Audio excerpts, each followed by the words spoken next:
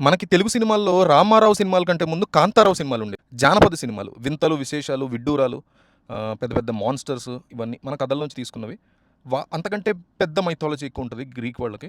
So, అట్లాంటి ఒక జానపద 'కాంతారావు' సినిమాని భారీ విజువల్స్‌తో ఒక బిగ్ స్క్రీన్ మీద బ్రహ్మాండమైన సౌండ్ ఎఫెక్ట్‌తో చూస్తే ఎట్లా ఉంటుందో సింపుల్‌గా 'ది ఒడిస్సీ' నాకట్లా అనిపించింది. మోస్ట్ ఇంపార్టెంట్ థింగ్ ఏంటంటే మన ఛానెల్‌లో, మన పేజ్‌లో 'ఒడిస్సీ' చూడడానికి ముందు ఈ వీడియో చూడండి అని ఒక వీడియో ఉంది. కంపల్సరీ అది చూడండి. చూసిన తర్వాతే సినిమాకెళ్ళండి. ఎందుకంటే బ్యాక్ డ్రాప్ స్టోరీ ఏంటని క్లియర్‌గా ఎక్స్‌ప్లెయిన్ చేశాను. అది చూసి వెళ్ళిన వాళ్ళు క్లియర్‌గా మాకు క్లారిటీగా ఉండిందిది. ఈ వీడియో హెల్ప్ చేసిందని చెప్పారు. సో, ట్రై చేయండి అది చూడడానికి. 'క్రిస్టోఫర్ నోలన్' సినిమాల్లో ఉండే ఆ కాంప్లెక్సిటీ అనేది ఎక్కడ లేదసలు. దాంతో పాటు నాకు నోలన్ యొక్క మార్క్ చాలా చోట్ల మిస్ అయింది అని అనిపించింది. కొన్ని ఎమోషన్స్, విజువల్స్‌ని పక్కన పెడితే నోలన్ తన ప్రతి ఫ్రేమ్‌లో, ప్రతి డైలాగ్‌లో, ప్రతి స్క్రీన్ ప్లే మోడ్‌లో ఎవ్రీ యాస్పెక్ట్‌లో తన మార్క్‌ని, తన యూనిక్ పాయింట్‌ని, స్టాంప్‌ని ప్లేస్ చేస్తూ వెళ్తాడు. ప్రతి మూవీలో, ప్రతి ఏరియాలో. అది 'ది ఒడిస్సీలో' చాలా వరకు నేను మిస్ అయ్యాను. ఇందాక చెప్పినట్టు complex screenplay and complex storytelling లేదు. Complex is not confused. అర్థం కాకుండా చెప్తాడు నోలన్ అని నేను చాలా మందిలాగా మాట్లాడట్లేదు. డీప్ లేయర్స్‌ని ఎంత బాగా రాస్తాడు, ఎంత బాగా తీస్తాడు అంటే ఒక మూవీ ఒకసారి చూసినప్పుడు అర్థమైన దానికి ఇంకొకసారి చూడాలి, ఇంకా బాగా అర్థం చేసుకోవాలి అనేటువంటి ఒక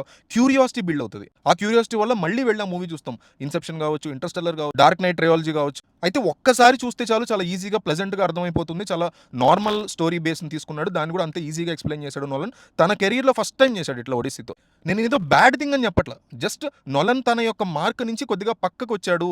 అది కావాలనే వచ్చాడు అని నేను నమ్ముతున్నా. దాంతో పాటు 'హాన్స్ జిమ్మర్' మ్యూజిక్‌ని కూడా నేను చాలా మిస్ అయ్యా. నాకు 'క్రిస్టోఫర్ నోలన్' మూవీస్‌లో రియలైజేషన్ పాయింట్స్ చాలా ఇష్టం. 'ది ఒడిస్సీలో' కూడా ఇట్లాంటి బ్రహ్మాండమైన రియలైజేషన్ పాయింట్ ఉంది. 'ఒపెన్‌హైమర్‌లో' గావచ్చు, 'డన్‌క్రిక్‌లో' గావచ్చు, ఇట్లా చాలా సినిమాల్లో తన మార్క్ ఆఫ్ రియలైజేషన్ పాయింట్స్‌ని తీసుకొస్తాడు. ఎక్సలెంట్‌గా తీసుకొచ్చాడు దీంట్లో గూడా. మనం పెద్ద పెద్ద రాజ్యాల చుట్టూ మన ఈగోని సాటిస్ఫై చేసుకుంటూ ఇట్లా రాజ్యాధికారాల కోసం ఎగబడుతున్నాము తప్ప మానవాళికి ఒక పాయింటే లేదు బతకడానికి మన జీవితాలు అనే దాన్ని హీరో రియలైజేషన్ చేసిన పాయింట్ దగ్గర నేను అసలు ఫ్లాట్ అయిపోయాను నోలన్ విషయంలో. సౌండ్స్ గాని, విజువల్స్ గాని, కలర్స్ గాని, ఎస్పెషల్లీ ద పర్ఫెక్ట్ సినిమాటోగ్రఫీతో ఆ ప్రపంచంలో మనం ఉండేలాగా అబ్బురపరిచేలాగా తీశారు సినిమాని. టెక్నికల్లీ అండ్ విజువల్లీ దాంతో పాటు కొన్ని చోట్ల బెస్ట్ రైటింగ్‌తో చాలా ఇంప్రెస్ చేసినటువంటి నోలన్ తన మార్క్‌ని మాత్రం కావాలని ఈసారి పక్కన పెట్టాడు అని అనిపించింది నాకు. కొత్త వెర్షన్ ఆఫ్ నోలన్ నుంచి వచ్చిన మూవీ ఇది అని నేను గట్టిగా నమ్ముతాను. కేవలం క్రిస్టోఫర్ నోలన్ ఫ్యాన్స్‌కే కాదు, to everyone I recommend this movie.